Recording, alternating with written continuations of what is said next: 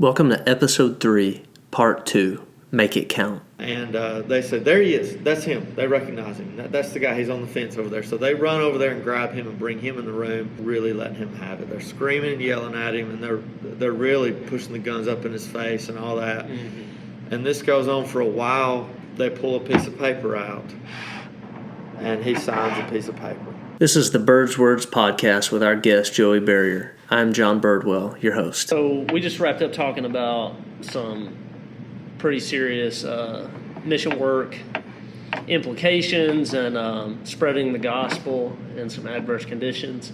So I guess who's a missionary or just a Christian? I mean, who's someone that you've worked with that's just had a profound impact on your life?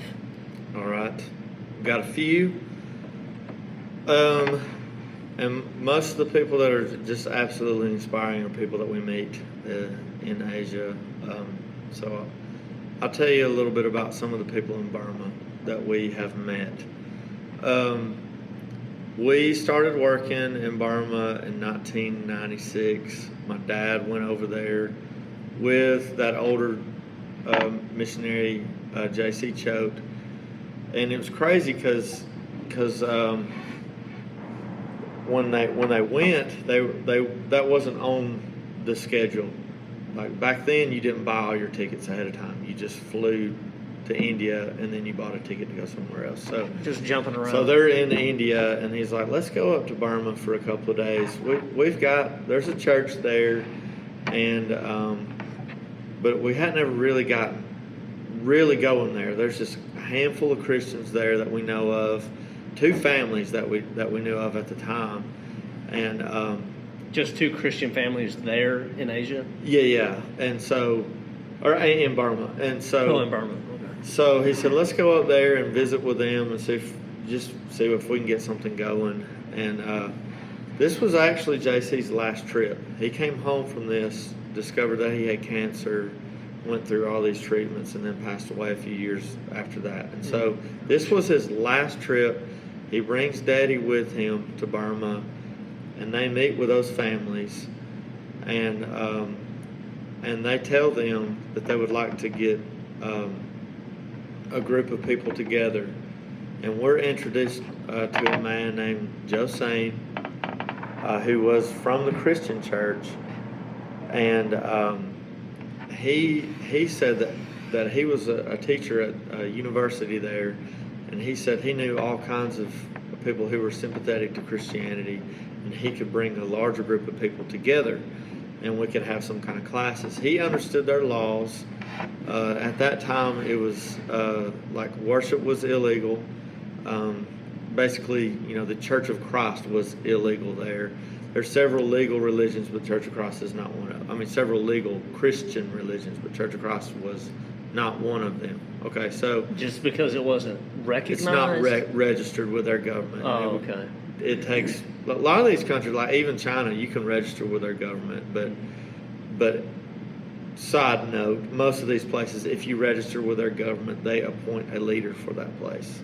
So you'll have someone who's not even a Christian who is appointed to be the head of that church. Yeah. So that may not be advantageous. Yeah, and so it's also local. It's like that one congregation. You're registered for that one, so you would spend thousands upon thousands of dollars so that you would have that one legal.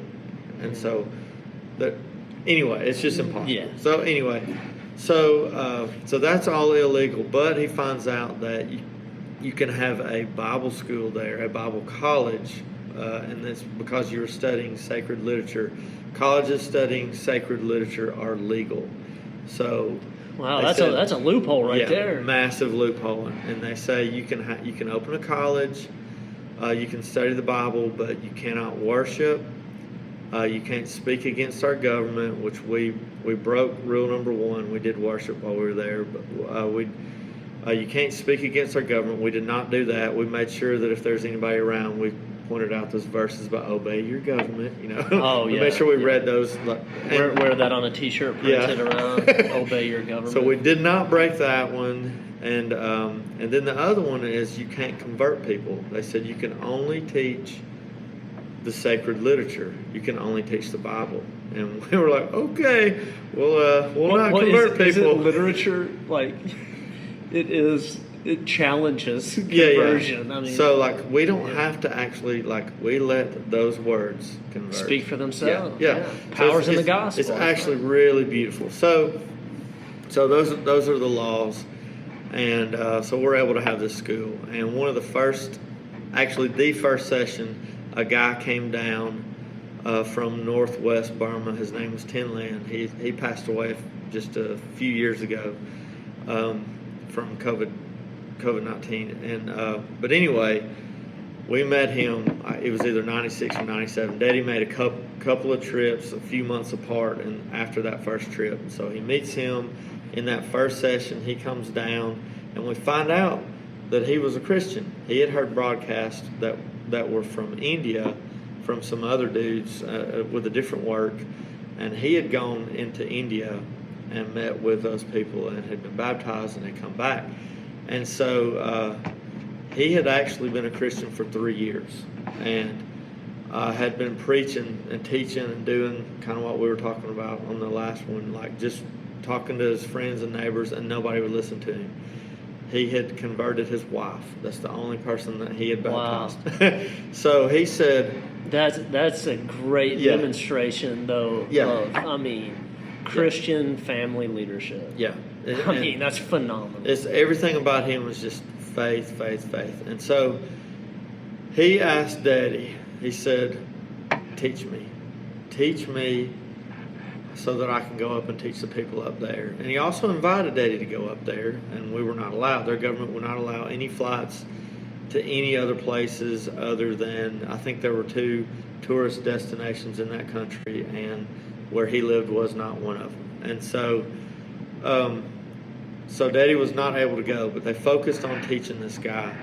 And so they had that week of classes, and it was classes all morning, all afternoon, late into the night.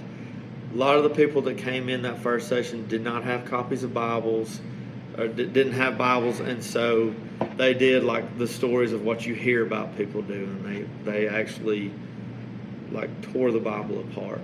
You take Matthew tonight, you take Luke tonight, and just pull it right out of the binding. Rip the Bible to pieces and split books up. And so we realized then, all right, we need to get in touch with some Bible society. There was one in Burma, so we got Bibles. We ended up next time getting Bibles for everybody, but it was one of those inspirational, wow, they are ripping Bibles apart so that they can read and trading with each other every day.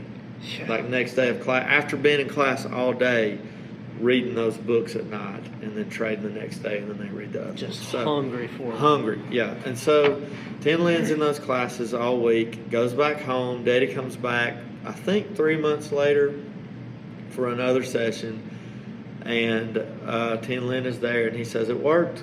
People started listening to me. I've baptized 300 people. Yeah, you're giving that report. Yeah.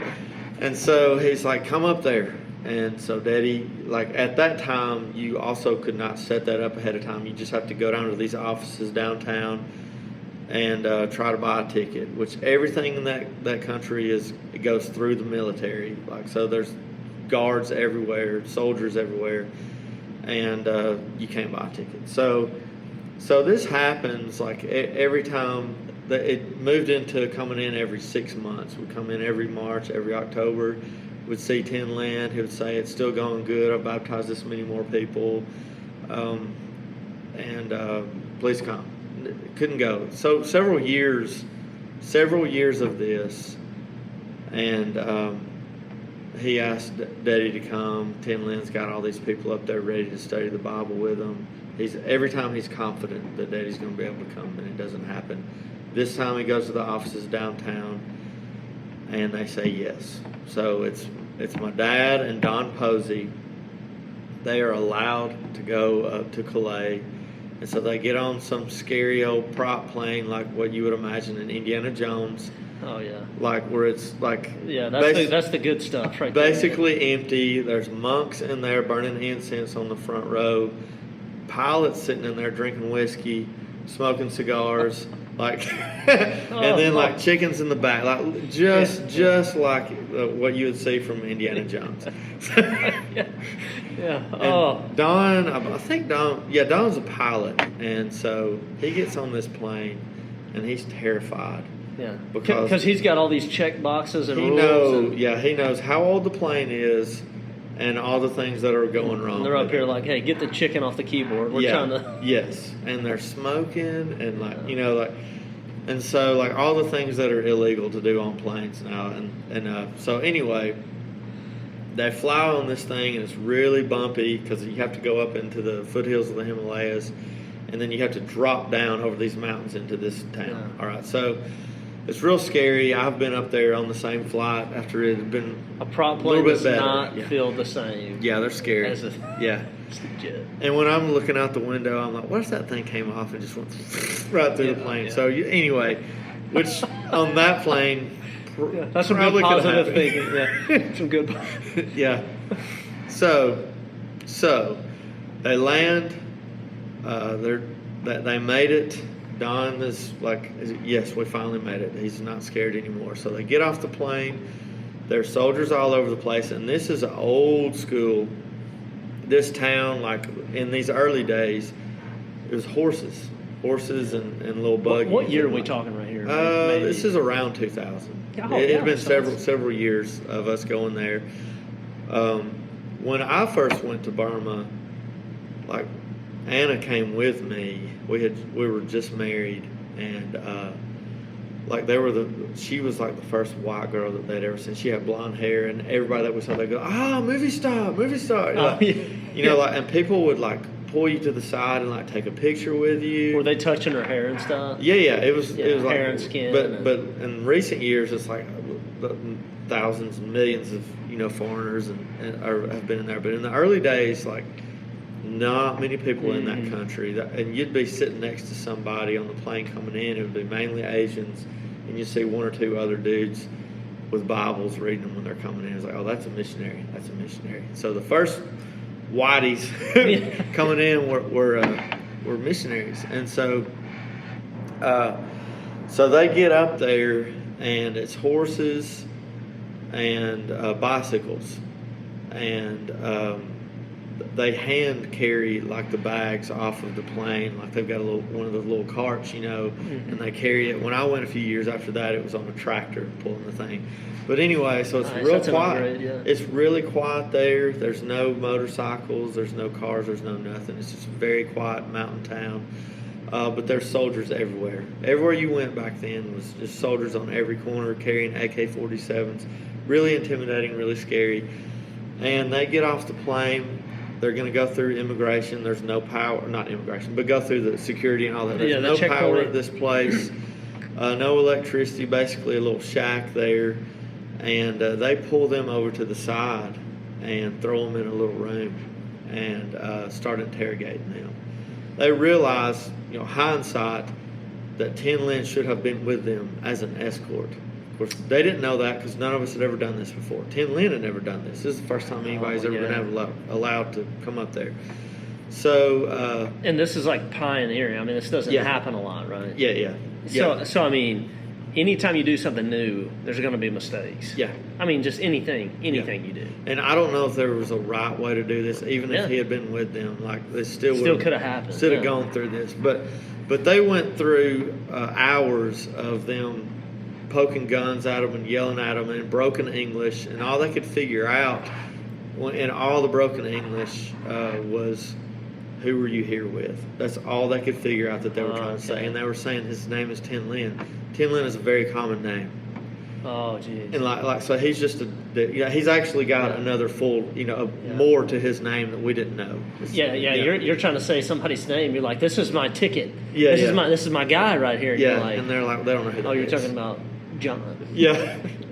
Okay. Yeah. Talking about Joey. Yeah. Yes, it's about that general, and they're like, we don't know who that is, and so they're figuring out like they're not supposed to be there, and they're supposed to be with Tin Lin, but Tin Lin's not there. This goes on for a couple of hours. They finally see, like way across the airport. Like, he had found his way around this fence around there, and because he was looking in, and he knew that they were supposed to be on that plane, and so he had finally gone all the way around that he could see them through the window. And he's probably 100 yards away. I mean, is he worried at this point? Like he's Yeah. or is he just trying to find them? I don't know if he saw them come off the plane or not. He probably did, and then they're in this thing. So, Well, because I know this. Anytime you get off of a plane somewhere that you're not used to being, I mean, the first thing you look for. Well, yeah, but I mean, and you're looking for the person you know. you're looking for the familiar. And face. so if the first thing that happens is, I mean, you get an AK-47 stuck in your face, and you can't hear what they're saying, and your guy's looking for you. Yeah. So I mean, so it's good. So hopefully they're about to be reunited right here. I've had that, not the AK-47s in the face, but I've had the moment of stepping off the plane, and you don't know anybody, and then you finally see that guy's face. It's like this burden just kind of lifts. You know, like, okay, there they are. You know, and in those early days, like, you couldn't call anybody. Like, the first days that we went, like, you could, like, in Yangon, the capital city, the biggest city in that country, you could go send an email and you'd get a response the next day, maybe, you know, and they would print it out for you. Oh, that's some limited communication. And they would there. you know, like, they would plug it in right then, like, and it would be like, you know, and so they'd go old school, type that thing out on the computer. Sound like that prop plane taking off with the chickens on it to get an email out. It's and so, like, sometimes it would be days between communication back home. Now you can just bring your phone, you can hook up, you can talk to anybody, you can call them the whole time and all that. But so there was no communication up there. You had to go to certain places, and it would take forever to even get on and off. So they don't know where he's at. Anyway, so they finally he sees them, and they said, there he is. That's him. They recognize him. That's the guy. He's on the fence over there. So they run over there and grab him and bring him in the room. They tell Daddy and Don to go outside. And then they start really letting him have it. They're screaming and yelling at him, and they're really pushing the guns up in his face and all that. And this goes on for a while. To Tin Lin? The Tin Lin. They're doing all this to Tin Lin. Daddy and Don are standing outside. And then they pull a piece of paper out, and he signs a piece of paper. They don't know what's on it. It's all in Burmese, but they can't even read it. It's far away, you know, but they can see through the doorway that he signed something. He hands them the paper, that he gets up, and they walk out immediately. Let him go, and then Tin Lin says, "Come on, we're late." And they walk in, and normally when you go somewhere, you go check into your hotel, freshen up, and then go to the thing. He said, "We don't have time to go to the hotel. Get in the only taxi in town." So they get in this little taxi, the only car there. Yeah, this dude seems legit. I mean, hey, let's not waste any time. The guns are drawn. He's like, hey, we got places to be. Let's roll. Yeah, and the place to be was, he had 300 people sitting in a building that they had rented, all waiting for him to preach the gospel. And he said, we're 3 hours late. So, like, we've wasted half of this day, or a quarter of this day, you know, because they spent all day. But anyway, so he's like, we've wasted a bunch of time. We got to get to this place. And it's about 30 minutes down the road to get to this rented building that's full of all these people. But Daddy and Don know they didn't let you go until you signed a piece of paper. I have a good idea what that piece of paper is, but I need to know what we're getting into. So they ask him, Tin Lin, what did you sign? He says, it's no big deal. No big deal. Let's just go do this. We've got a lot of people ready to hear the gospel. Let's do this thing. And plays it down like it's nothing. I've been there when he's played down something very similar. Okay, so Daddy's like, I need to know. You know, so he asked him again about midway through, and he says, don't worry about it. Don't worry about it. It's all taken care of. Let's do this meeting. You're here. Let's get this thing done. So we asked him a third time, right when they pulled up to the place. They're about to get out of the cars. They're at this old building, big giant tin building with 300 people inside of it. And Daddy's like, I know. He knows what he signed. And he's like, I just need to know what we're getting. Just tell me that it is what I think that it is. Yeah, what I think it is, because I have a feeling I'm about to get you into something, and I don't want to. You know. And so Tin Lin says, okay, we have laws here. We have anti-conversion laws. If you convert somebody, it's punishable by prison. If you convert a Buddhist, it's punishable by prison. If you convert a monk, is punishable by death. And he said, we've got all kind of people in here. We've got just regular old people. We've got Buddhists, and we've got monks in here. Jeez, every criteria. And he says,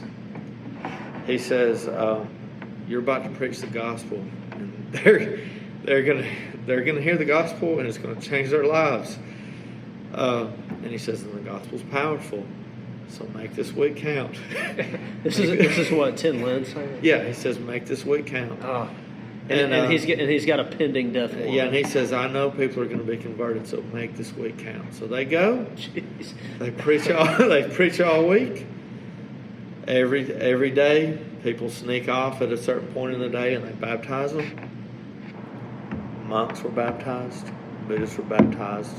Regular old folks were baptized. And everything went well. They're thinking, wow, maybe we got away with it. Maybe we got away with it. They get back on the plane at the end of the week. Daddy's looking out the window and sees the soldiers come up to him before the wheels are up. See them take the handcuffs and put them on him and carry him off. And he's thinking, that's the last time I'll ever see that man. And nobody hears from him. We don't hear from him, no emails, no communication, which was hard to communicate with him anyway, but we didn't hear anything for a long time. And we just wondered, did they kill him right then? Yeah. We had no idea, but we finally got word that Tin Lin's still alive. They put him under house arrest. What a breath of fresh air. I mean, but praise God for the whole thing. They said house arrest, death penalty coming up soon. And so he's still got a pending. Yeah, they put it off to a certain date, and they're going to execute. And the day comes, he's supposed to be executed, and there was a coup that day. One group. Oh man, Yeah. just a man's life hanging in the balance of this thing. So a group comes in, assassinates all those generals. The next general that steps in is sympathetic to Christianity, pardons all people who had death sentences because of religious. You're telling me like the day he was gonna die. Yeah, which is why there was a coup that day. There was another group that was radically opposed to this. And they step in the day that his execution date, and he lives. And history is about to be changed. Yeah. This man's not about to die. It's about to change forever. He's free. He's no longer under house arrest. He's able to come back to our school and continue to do what he does. Man, that sounds like a very Daniel chapter 2 and 3. I mean, make it count. So that was the words. Yeah, make this week count. Make it count. Yeah, fully expecting to die. He expected a bullet in the head as soon as that plane left. Yeah. Well, I mean, if they sign that, and you're treated that way as you first get there. Yeah. I mean, the plane takes off. I mean, it's not looking good. It was intense those early days. I don't know how much time we have. I'll tell you another one. Yeah, let's hear it. That's a story. That's a story that helps us to live more courageous lives. Yeah, he's going to take care of it. He's going to take care of it. Yeah. I've got 2 more he's going to take care of it. This one's also in Calais. Also early days. Daddy's able to go back up there. Tin Lin's been pardoned. But still, what they're doing is illegal, but he's still been pardoned. What about the change in leadership? Did it make it any less dangerous? Or while we've been in Burma, there have been I can't tell you how many coups there have been. Yeah, my first day that I set foot in Burma, there were soldiers all over the place, and they were like, "There's been a coup," and that was just like telling you about the weather. The first day that I ever set foot there, and so it was real tense that day. And I was a pretty young dude. I was like, "What's going on?" And So there's been so many of them. Yeah. So I'm not sure which leadership this was when this happened, but they're up there. They have soldiers. They're doing another gospel meeting. It's okay. So it's legal, but they're really worried about them. They're really worried about them saying anything against their government. So it's real high security. So at this one, they have soldiers that are sitting around the room. So there's a dude. Just imagine having a gospel meeting here, and every 15 feet around the wall of the building, there's a soldier with an AK-47. Not on your side. Yeah. Just somebody, making sure you don't helping. say the wrong thing. Yeah. Wow. So they're all in the room with them, and they're all positioned. I mean, they all got that job because they can speak English and they can speak the Chin language that they're translating into. And so their job is to listen to the Americans, make sure they don't say anything against their government because they're very concerned. So they've got like an internal role. So an American might say something, but they might kind of say it a little different way or something. Like our translator. If you say something, Yeah. and then the soldiers are over there. The soldiers will pick up on it. Like, no, he said that. Like, these guys are, Yeah. they're very concerned about American influence and freedom and democracy, and they don't want any of that. Yeah. Well, is the translators are they the Christian contacts or are they? No. Translators are our guys. Yeah. Tin Lin. So they're Christians. So do they help to monitor to make sure nothing is said to keep you all They safe? would make sure, they wouldn't Okay. say anything if we did. But these soldiers are specifically placed That's there to why make they're sure there. that we're not saying anything, which Gotcha. we weren't. Well, yeah. Yeah. So that's our job is not to overthrow the Burmese government. Yeah. And we don't. I hate it, but that's not what we're doing. We're working with them. Oh yeah, no. But my Yeah. just question was do they understand what you're saying? The soldiers too? Yes. The soldiers can speak English too. Oh, okay. Well, that makes sense. Okay. All the soldiers that were hired to watch us could speak English. Well, okay, that makes more sense. Okay, Yeah. gotcha. They weren't just people who were just happen to be on post or whatever that day, and they pop in and they're just making sure. Yeah, they were like, we won't. They positioned them because they could speak it. And- That's how they got that job. And you've got your translators there for the local people. Yeah. Okay, you're sharing the gospel with. Yeah, so it's normal gospel meeting, Mm-hmm. normal old gospel meeting, going through a translator like we always do, but we've got soldiers around that can hear everything that we're saying in our language and theirs. And so we're going through the week, and this was Daddy on this one. This was before I ever went up to Calais. And they had a point in the day where everybody was supposed to sneak off if anybody wanted to be baptized, which that's also illegal, at this time, to convert. It's legal for us to preach, but it's illegal for us to convert. So they had a point in the day where there were certain leaders that were there that they would say they all just kind of had an understanding. If you want to be baptized, tell that leader, and then walk down this path. It's about a mile through the jungle. There's a clearing, and there's a creek there. No kidding. All right, hold on. Let's pause right here. So with the conversion laws, because nations' laws are different depending on where you go. So was their view of conversion from the outside, from the government looking in at the Christian religion, was the point of conversion baptism to them? Oh, that's very interesting. Yes, it was. Yeah, because people even argue about that today, right? I mean, here that's interesting. I have never even thought about that. So, because that is the point of because you're conversion. saying preaching the gospel, right? Because to me, I mean, that's dangerous. Depending on, I mean, that's the truth. I've never. So like if you teach the gospel, I mean, that's dangerous initially anyway. So they're like watching for this point of conversion, and so they're looking at the point of a conversion. universally understood point of conversion. Yeah, is where it. That belongs in a totally other conversation. Wow. It does. Well, okay, so that's what I wanted to know. So yes. So that's the point. So we're looking for it to happen. We give the truth. It happens. It doesn't matter who baptizes them, but we want the gospel to happen. We want souls to be saved and Jesus to be people's personal Lord and Savior. So I don't know if they knew about it or not. So it's talked about, but there's this kind of either spoken or unspoken, understood, like, here's the path to the water. Yeah. And Yes. and we'll meet you out here, and Yeah. then we'll make this thing happen. So soldiers don't know. Yeah. Soldiers don't know. Just the people in the meeting know. If you want to be baptized, we're not offering an invitation. You can't walk up to the front and say, "I want to be baptized." Otherwise, they're going to shoot you right here. Yeah. So whisper to your friend, "Hey, come baptize me." And then at I can't remember. They set a time, like at 5 o'clock. It was a break in the day. Just on your own, just walk down this trail. We're not all going to walk together. We're not going to make a scene. Just walk down the trail. Go to the clearing. I'll meet you there. So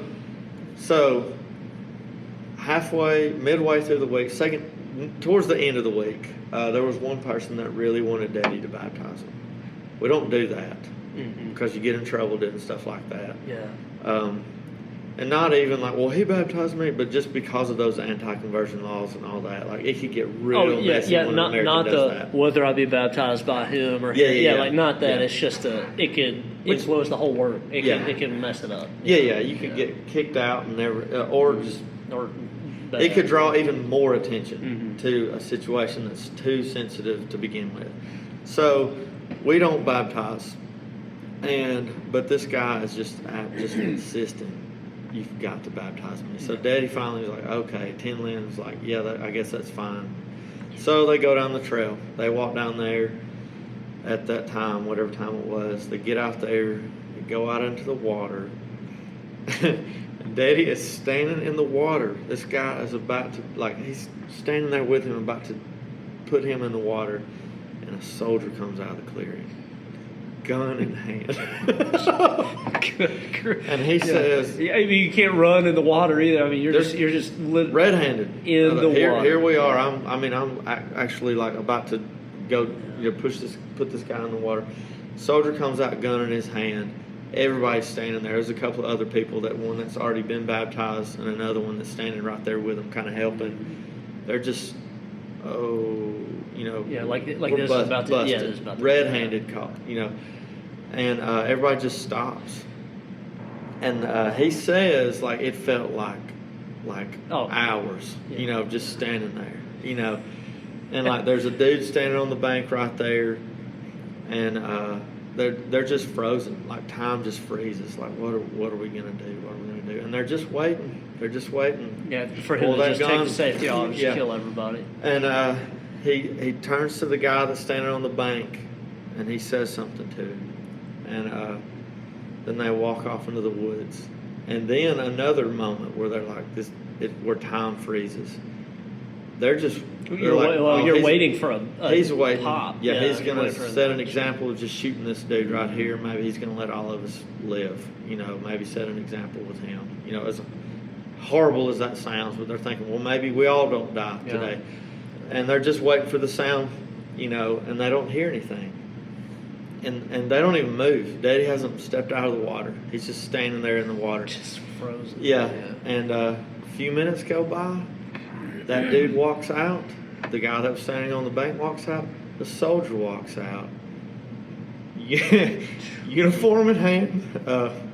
Boots on top of that. Folded up, gun, boots, everything. Sets it down on the bank.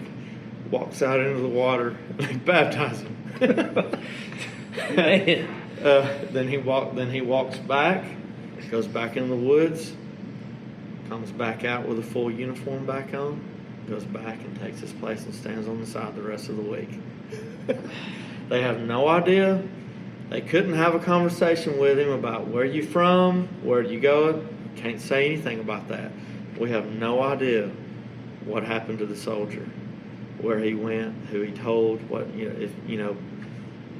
the lesson in that, once again, God's going to work it out. God's working. Yeah. He's going to work it out, and there's another lesson of, man, this message is powerful. Just say it. Yeah. That's what's amazing is that guy's job was to listen to it. His job was to listen to the words that we said, and he heard the words, and they're powerful. Yeah. Man. Yeah. Praise God. Amen. Yeah. That's powerful. Yeah. Man, do y'all have any other Do you have any nerves left? After standing in the. Here's what's crazy is like going through those things. You don't even. It's I don't know. It feels more dramatic right now telling it. Like I've been there. I have been there when they told us to go upstairs, go up into the library and hide. And we've gone up in the library and very nonchalant, very calmly just go up in the library, sit up in the library for an hour while Tin Lin is downstairs talking to soldiers. They're so calm about it that it was like nothing was even happening. You got to be cool. But what he was doing that day is the same thing that he did with Daddy. He was downstairs signing papers. They're not going to do anything illegal. And that dude. And like it was nothing. You know, like they just walk through it and you just do it, and this is what you have to do. It's almost emotionless. It's crazy, like death. You make fun of me about this all the time, but death is a part of life. Yeah. We fear death so much. You know, like we're all going to die, and we're all going to face God in judgment. And they don't care if it's today or if it's 50 years from now. You walk like it's today, you know, and so they don't mind signing a piece of paper. And I've learned that. Like you go upstairs and you sit in the library and you don't fret about it. Well, you know, I feel like this is a verse that, I mean, it challenges me, and I think everybody that reads it. But I mean, when Jesus tells us to count the cost, I mean, when you've decided and you've calculated, you know, I mean, he sounds like a calculated dude. Yeah, I mean, he sounds like a guy that. You know, did he have a family? Yeah, we were working with his son now. I just got his report this morning of all the places that he's going. Burma's really, really tense right now, and there's a lot of fighting up in that area that they live in the Chin State. And man, that's courageous. That guy's a courageous guy. Lived a courageous life for Christ. It sounds like. Absolutely. Yeah, I'm glad people get to hear that too. Me especially firsthand right now. I mean, that's well. Is there anyone else that's had an impact on you? That's depends on the time. I've got another one. Like, let's hear it. Okay. Same group in Burma, same school. The first original family that we met there. There were two families. One of them's here in America now. And this one family, the members of that family are still there. I won't even give full name or anything, but I'll tell you. No. Sheila was from the first family. She and her husband they passed away. He passed away before we came.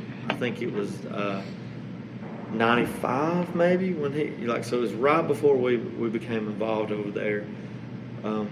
But Sheila was alive until just several years ago.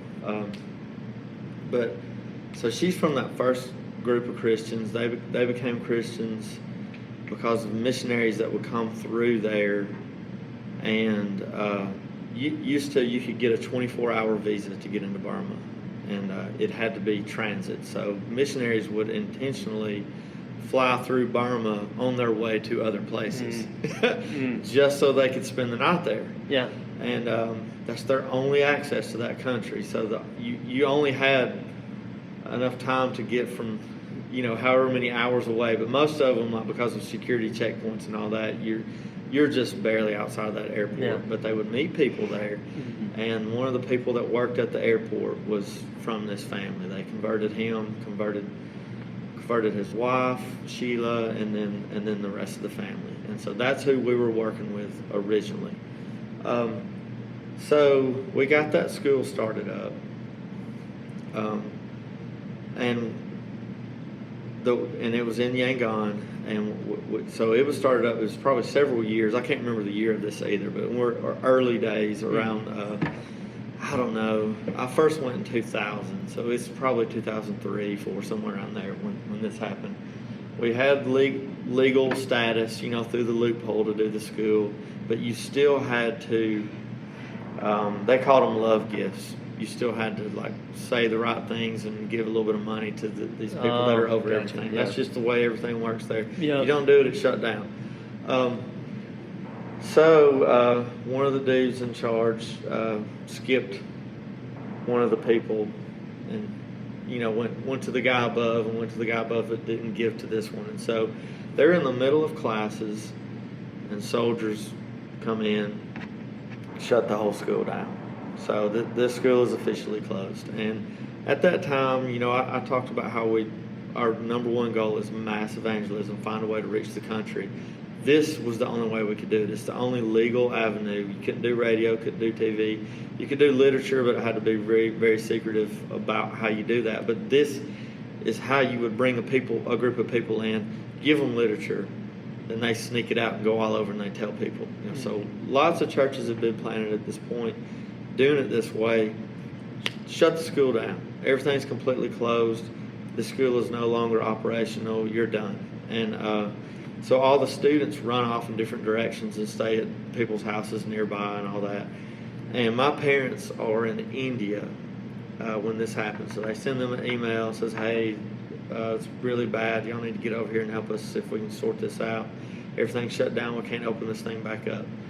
And so my parents kind of rushed their trip and get to Burma a little bit early. In the meantime, they get a committee of preachers together to challenge the government. So they're going to go to the first, level of appeals, and appeal to them and ask them if they would reconsider and let them reopen the school. And this is while your family's about While my parents are wrapping things up in India and trying to get there quicker. The timing there seems a little interesting.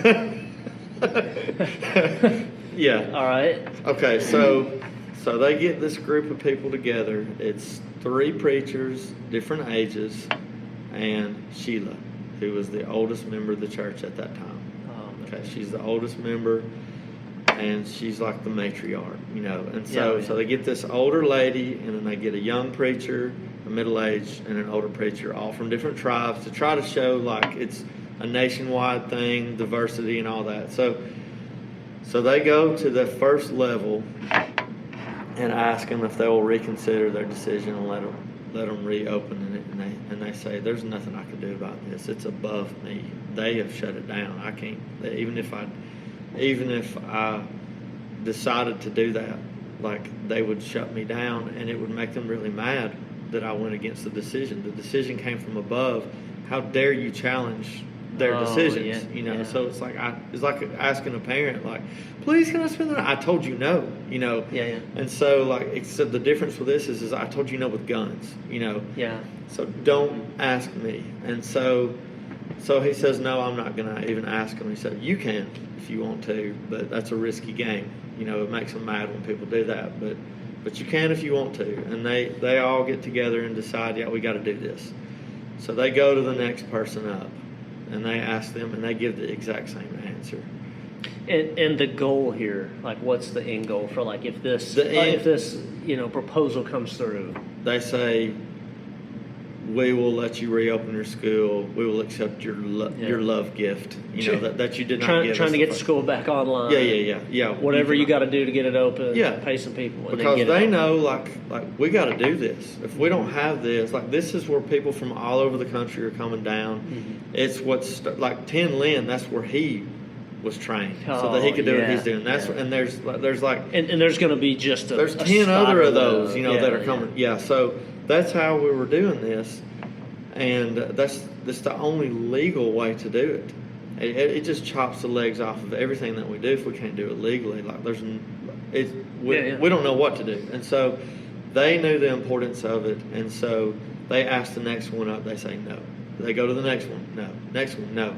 Finally, they've gone. These are like levels of authority. Levels of authority, and it's almost like going to this court, this court, this court, and finally they get to where there's only one left, and that the last person says, you can ask them, but they are not going to be happy with this. They're not going to be happy, and they're going to punish you.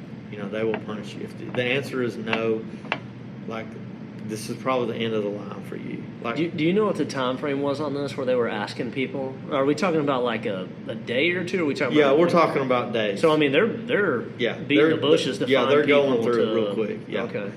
Yeah, because the way that Burma works is you've got a person over 10 houses, Mm-hmm. and then you got a person over 100 houses, and a person over 1,000, and the number just keeps going up, and that's how they keep tabs on every person in the country. Yeah.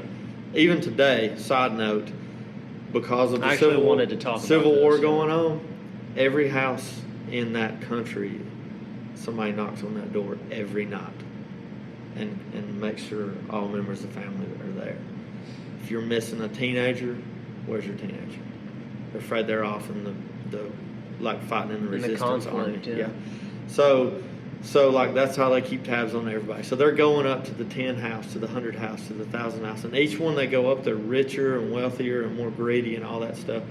And so finally it's to the last person, and the country's run by 60 generals, and there's one general there that is over religious affairs for the nation of Burma, and that's their job, and they're going to make an appeal to that one general. So this is the end of the line. Oh, yeah, this is it. I mean, it's fortunate they live in the capital city where they have access to, this person. They would have had to like go across the country or whatever, but they live very close to the headquarters, so it's not even a mile away from their house. So yeah, that's pretty fortunate. So real close, but they set up an appointment. My parents come at that time.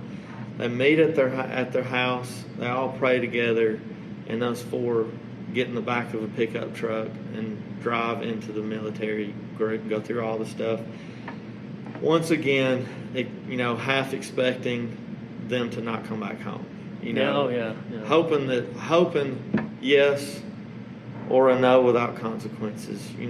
But Burma's crazy. I mean, just look it up. I mean, like, and what I'm about to tell you explains how crazy it is. So they go in there, and they go to the office of this general, and they wait outside in the lobby. The secretary says the general will call you in a minute. When the general calls you, you walk in single file, then you line up along the back wall. You do not look into the general's eyes. You look down at the floor. You do not speak to the general until you are spoken to. You don't answer. You don't say anything unless they ask you a question. All right. So it's pretty tense. There's the introduction. Yeah. So they walk in the room, all looking down. They walk around. They face. They're all getting in line. They look down at the ground, and they kind of inch themselves forward just a little bit, looking down, and they can see, just kind of cheating up. They can see the general sitting at the desk, and they realize the general's a woman. Never seen a woman general before. That actually terrifies them, because they're thinking, for a woman to be in this position, they must have had to do some pretty crazy, outlandish things. Like this woman must be a beast. Yeah. An absolute beast to be in that position. Just ruthless. One of the top 60 people running that country. Ruthless. Yeah, that makes sense. Yeah. And so they're terrified. They don't know this, but they're just assuming, man, this is scary. So this woman's sitting there, and she's not paying any attention to them. They're not actually looking up. They can just kind of tell. And she's just flipping through papers and kind of looking at stuff. And then she looks up, and then she looks back down at her papers, and then she looks up again, like a little quick double take. And they're all just kind of. They don't look like the regulars on that. And they can tell that she's looking at Sheila. She backs up from the desk, comes around, walks straight towards Sheila. So at this point now she's just a few feet away, and they're just looking down at the ground, and she's walking right towards her. They're all scared to death. It would be common for her to walk out and just shoot her in the head. It'd be common for her to pull a knife out and stab her in the neck. All kinds of things. It's a possibility. Yeah, these are all real possibilities, and they're terrified, and she's walking towards her. And then all of a sudden she just bear hugs her, wraps her arms around her, and they kind of look over, they kind of look over to the side. Through their eyebrows. They're like scared to look over, and they kind of just look over to the side, and they can see like she's weeping. This woman is just in tears as she's hugging Sheila. Sheila's not weeping. Sheila's like, what is going on? And then she whispers. She starts whispering in Sheila's ear. And then Sheila just loses it. And she just wraps her arms around her too. And they just hug for, I have no idea, like forever. They just hug. They look at each other. They whisper a little bit more. She walks back to her desk. She signs papers to open the school. She signs papers to open another one. She gives us permission to open 4 schools in that country. Hands them back to them. They walk out of the room. Never said a word. They didn't plead their case. They didn't say anything. Wow. And they're walking out of the room, and the 3 guys that are with Sheila are looking at her and saying, "What just happened?" Yeah, She that's said, the question, right? I'll tell you when we get back. And so, we're not going to talk about this right here. So they get back in the truck. They go back through all the military checkpoints. They get back to the house where Mom and Daddy are, and she tells them this story through tears and crying and all kinds of stuff. They're all crying together. So, 1974, Sheila is a brand new Christian. Yeah. From those early missionaries that had come through. She's got 2 little kids. She's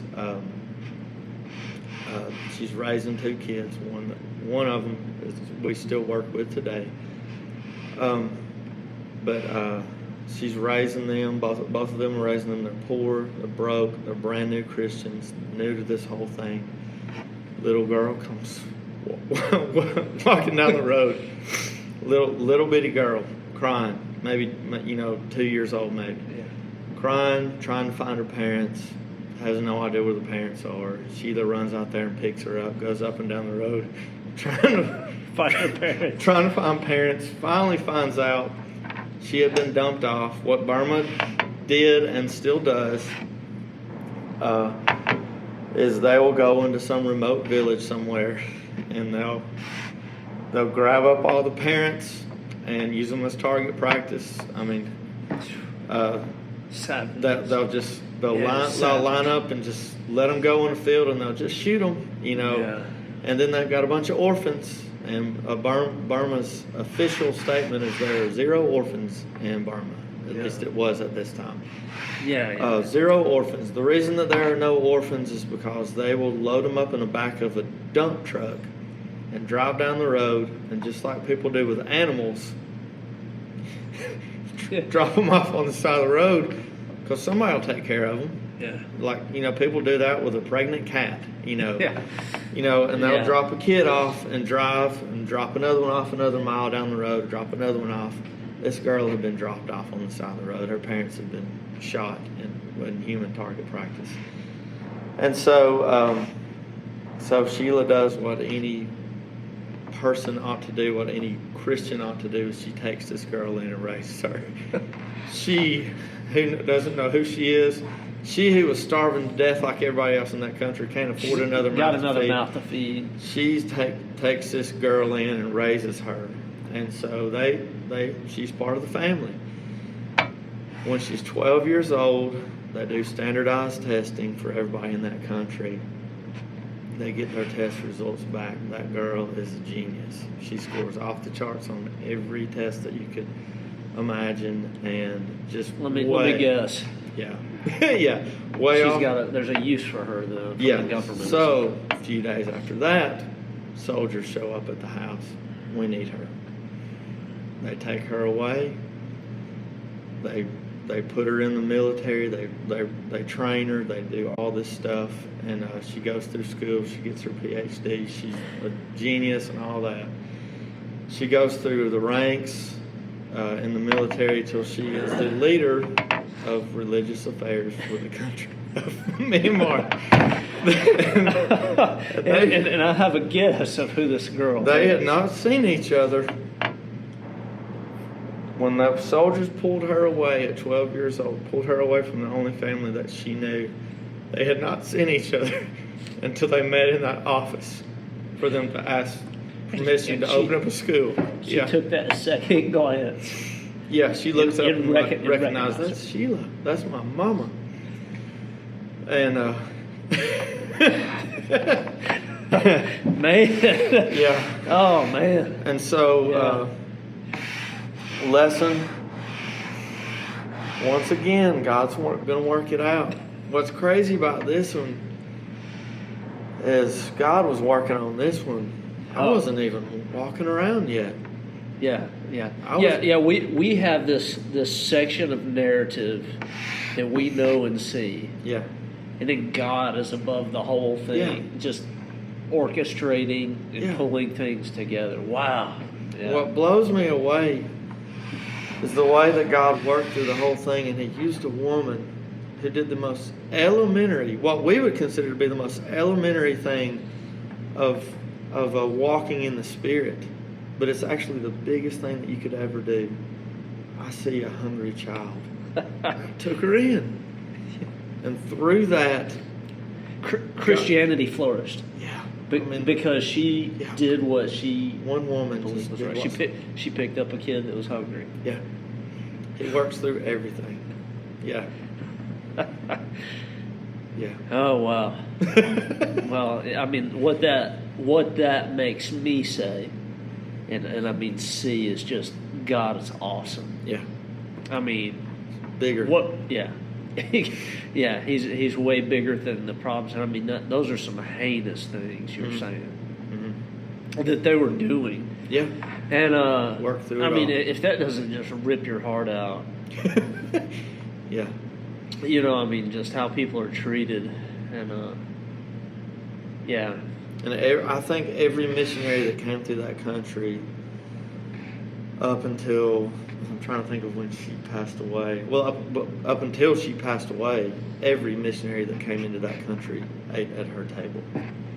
She cooked every meal that we ate, every night that we were there.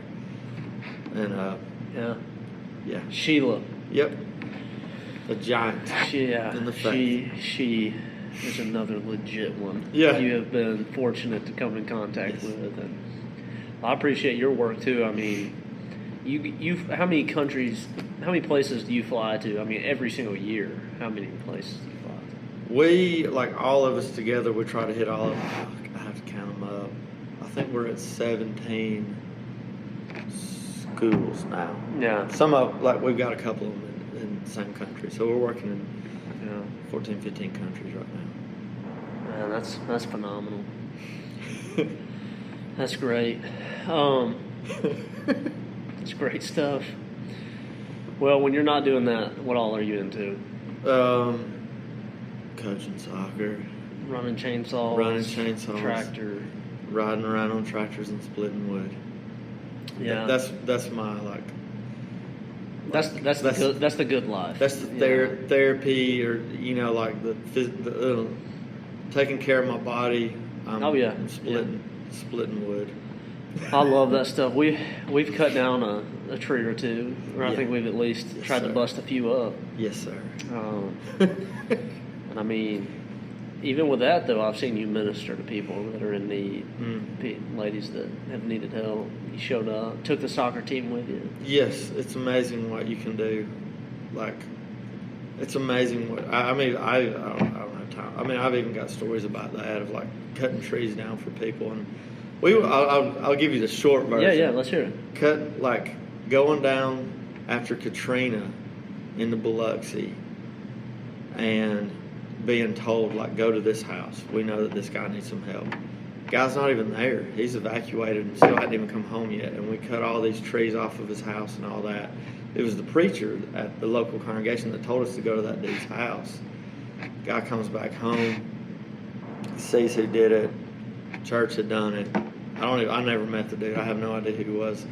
Studied with him and baptized him. yeah. It's it just keeps coming. Yeah, I never even met the dude. Yeah. But we just cut up a tree in his yard. Hey, sometimes that's what it takes. Yeah. I mean, and that's the beauty of it too. Is, I mean, everybody's got a skill. Not everybody has to be up on the podium or whatever. I mean, everybody's got a skill that can lead the impact of somebody's life. Sheila never preached a sermon. Yeah, but I feel what you're about to say is, like, she lived it with her wife. Oh yeah. I mean, she lived one. She served. Yeah. Yeah. Every day. Oh, that's a. Well, I go back to make it count. I go back to, man, just doing the right thing. Yep. When nobody's watching. Yeah. Yeah, good stuff. Yeah. Well, I appreciate all the good things that the Lord has done through you, and next time I have you on the show, because there's more good stuff we got to get to. I want to tackle some of these other things too, but appreciate your time. If you hear Joey come around to your church, or if you want to help support one of his mission works or his mission points and help to further the kingdom and the gospel, make that happen. Send that his way, and we appreciate you for listening. Thanks, Joey. Thank you. You just finished listening to episode 3, part 2 with Joey Barrier on the Birds Words podcast, where grit and faith meet. God is awesome, the gospel is good, and life is short. Remember, in the words of Tin Lin, make it count.